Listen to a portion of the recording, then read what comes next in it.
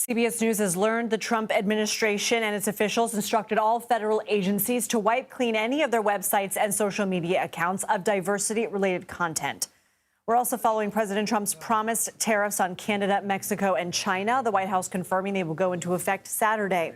The president had previously said he was weighing whether oil imports would also be included. White House Press Secretary Caroline Leavitt was unable to clarify his decision, but defended the president's tariffs plan.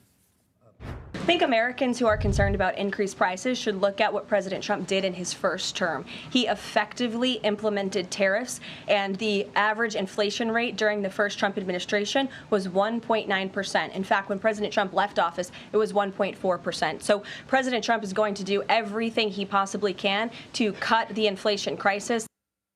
CBS News Chief White House correspondent Nancy Cortez joins me now at the White House. Nancy, we'll sort of take one of these topics at a time. First, what do we know about the removal of this DEI-related content, and how long are these websites expected to be down? So it sounds right now, Lindsay, and I have to stress that this is all kind of unfolding and we still don't have complete information. But what we're being told by the White House is that entire government websites should not be down, that this was simply meant to try to remove specific content, and various agencies were given until 5 o'clock today to do it. The content that they say should have been eliminated had to do with the president's executive orders on transgender individuals, on DEI, things like that. Words associated with those topics were supposed to be purged from various government websites. But like so many of the president's other executive orders that have been issued with tight timeframes to comply, it sounds like some of these agencies have struggled to go in with surgical precision and remove only those topics by the deadline. And so we started getting reports at midday today from outside experts saying we're seeing all kinds of important data eliminated from government websites, health data, important demographic data that have nothing to do with DEI or transgender individuals. So what the White House is stressing is that it's only those topics that are supposed to be removed. Perhaps more information was removed than necessary because these agencies were trying to comply. And we'll see if that information on other topics, which medical experts in particular say is crucial for them to be able to do their jobs, let's see if that information gets restored as soon as they hope it is. Let's look at tariffs now. Do we know exactly what tariffs will be implemented tomorrow, and have we heard any response from the leaders of any of the three impacted countries yet?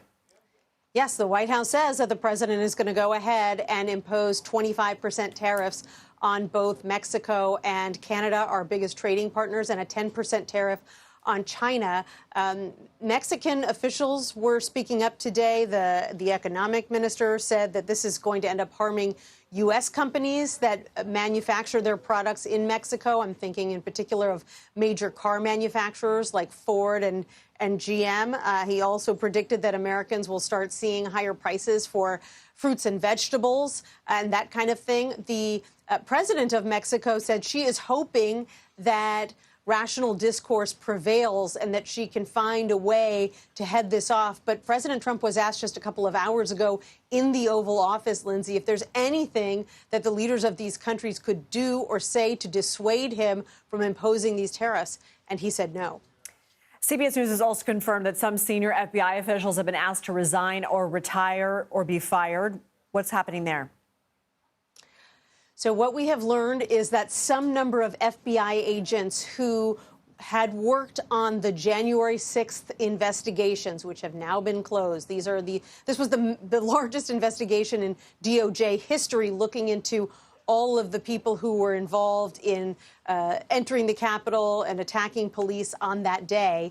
A lot of those FBI agents are now being looked at for potential removal from their positions. And this is part and parcel of a larger DOJ initiative to remove some of the top career officials now that President Trump is in office. I shouldn't surprise anyone who listened to President Trump or some of those around him on the campaign trail. They threatened that they would do something like this. And interestingly, Lindsay, they're not saying that the FBI agents who worked on these January 6th cases did anything wrong, carried out their jobs improperly, did a bad investigation. Instead, according to a Justice Department memo, it simply says that these agents and federal prosecutors who are also potentially going to be fired have hindered the ability of the D.C. U.S. Attorney to faithfully implement the agenda that the American people elected President Trump to execute. And so the appropriate step is to terminate these employees. We don't have an exact number yet. Nancy Cortez, we always appreciate your reporting. Thank you.